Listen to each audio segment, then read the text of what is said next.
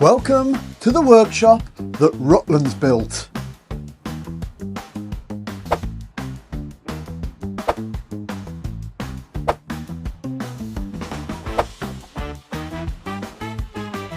Almost. I've got a lot of Rutlands machines. I've got 4 in total. I'm going to be going through each one. It won't be an in-depth tool review, but what it will be is a little backstory on how they are as a company, how they've dealt with me, the machines themselves, once they arrive, what are they like, are they any good, and would I continue to use Rutlands? So we're going to be looking at the thicknesser, the mitre saw, then the bandsaw, and finally the table saw. Let's go.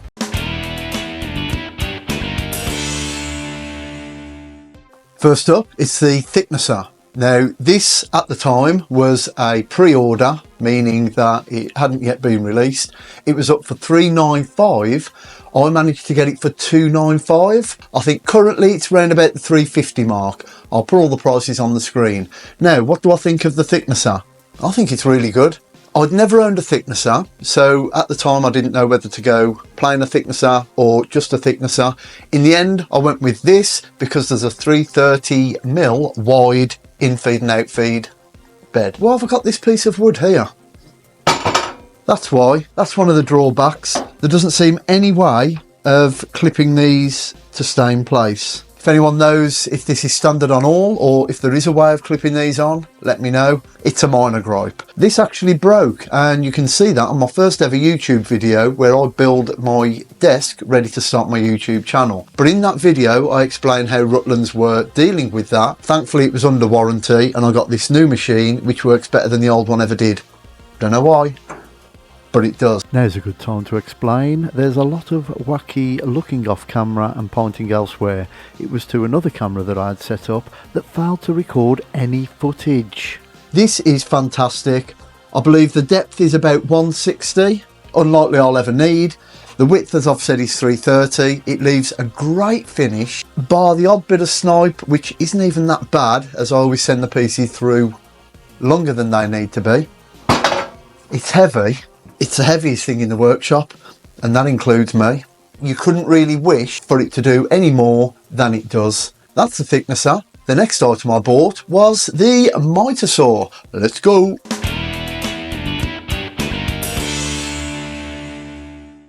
This is the mitre saw which I bought for £150. It's currently at £160, and straight off the bat, for £150, this is fantastic.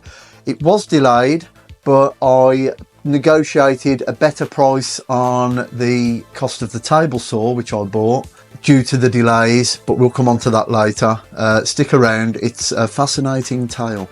8-inch blade, which I did swap out. I've got a 100 tooth blade in here from Saxon. It's fantastic, everything about it, fine cuts, no tear out, really good. I used to have an old Bauer mitre saw, but as this workshop is less than 8 feet wide, I needed something that wouldn't encroach too much on the space. So I went with this because it's got the rails that protrude to the front, meaning that it's a real space saver. You have the usual mechanism for angled cuts, and you've got positive stops at 15, 22.5, 31.6. I'd like to know why that's so important. There must be a reason. And 45. And it also does the compound cut, but it does only go the one way, which is fine by me.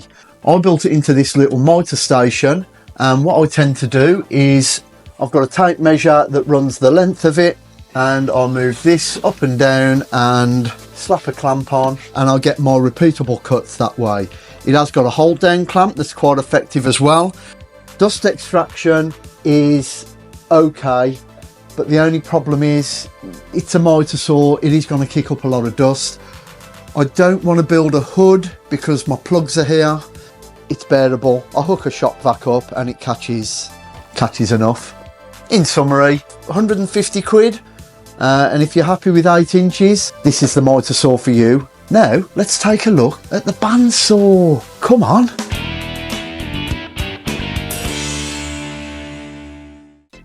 This is a bandsaw. Now, this was the best bargain I got out of all the Rutland machines.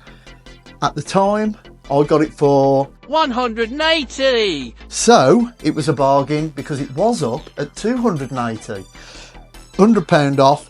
What Rutlands do is they'll send daily deals through the email. They will seduce and lure you in, but some of them are fantastic, like this one. I was looking at a record power one and this one at the time. The record power one I think was around £2.99, something like that. Details on screen. But this come up at 180 just at the time I was looking to get a bandsaw, and I thought that's great. I've never owned a bandsaw before, so I've got no real comparison in that sense, but what I would say is change the blade. This came with a 6mm stock blade that if you wanted to do a straight cut, forget about it. It was like so I got this 10mm blade in 6 TPI from Lumberjack. I think they're called Starrett, and it's been fantastic. Straight cuts, it's not too thick that you can't still do curve cuts as well. You have this little light here for shining on your work. You have a push stick, you have the fence, and it's all pretty easy to change the blade. Inside, it's I believe it's pretty standard. I'm a novice bandsaw user and I found it fairly simple to align the blade, so I'm pretty sure most people would. I'm not mechanical at all and it sort of went fairly well. It comes with the push stick and a fence. I've put it on this mobile unit because in a just under 12x8 workshop I haven't got the room to have a fixed bandsaw. You've got a dust extraction tray like there's some dust, and you've got the option of a shop vac at the back. So that is the bandsaw. Fantastic price, works well with the new blade. If you can get this at 180, it's an absolute bargain. Now onto the table saw.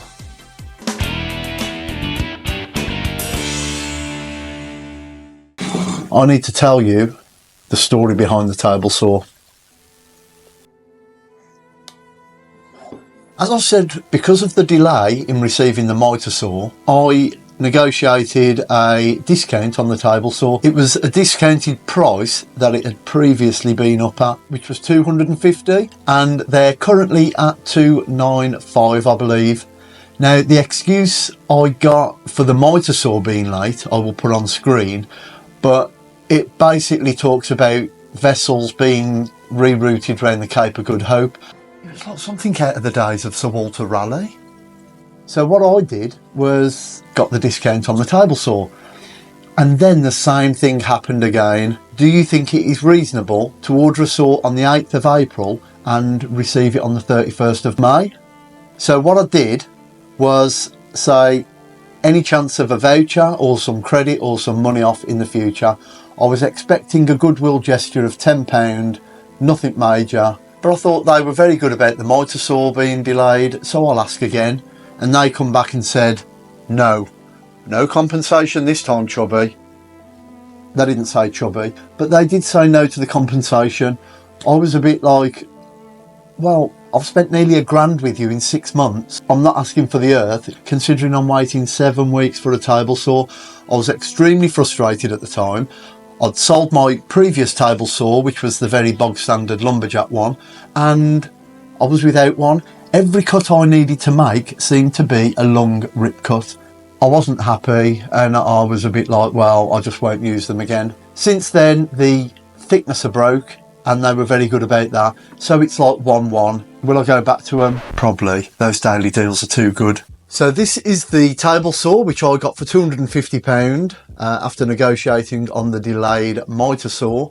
I had the very basic Lumberjack. It wasn't very good, and when I saw I could get a rack and pinion fence for £250, I had to go for it. So let's take a look. Before we start, there is one issue that has been highlighted that you need to be aware of. I like the riving knife level with the top of the blade.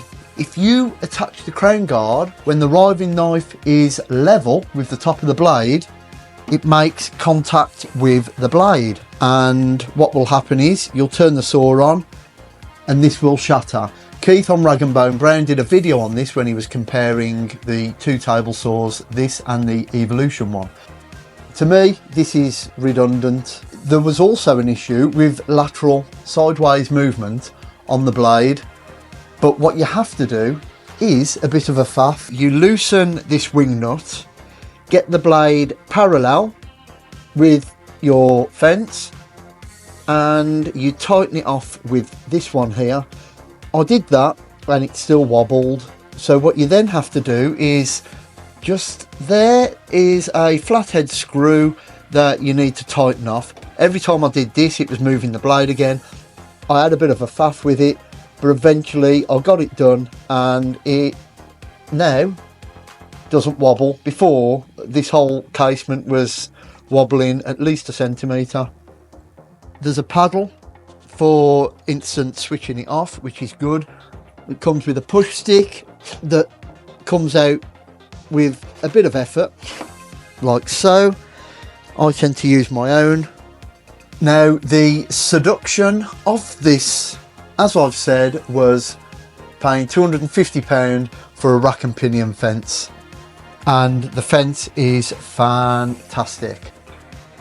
You have two options of where it can sit, so you can get it closer to the blade or further out, depending on whether you are using this thin rip fence extension, we could call it, or you can use it to extend the bed. When the bed is extended to its maximum, you're getting 635mm, which I think is pretty good for a saw this size. 635 is really good.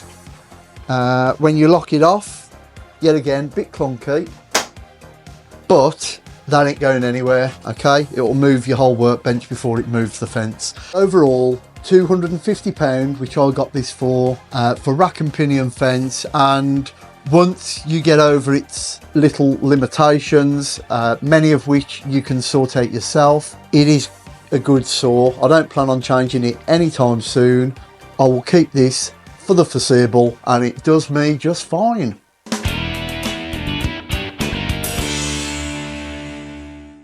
So in summary, would I continue to shop with Rutlands?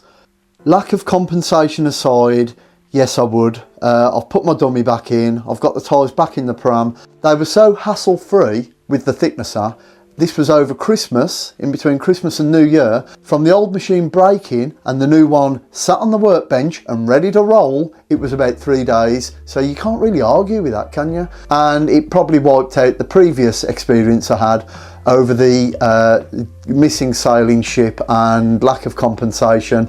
Oh, one thing I should mention is every delivery, whether it's big or small, seems to be £7 across the board. So that is something to bear in mind, and if you buy more than one thing, put them on the same order and it'll still be £7.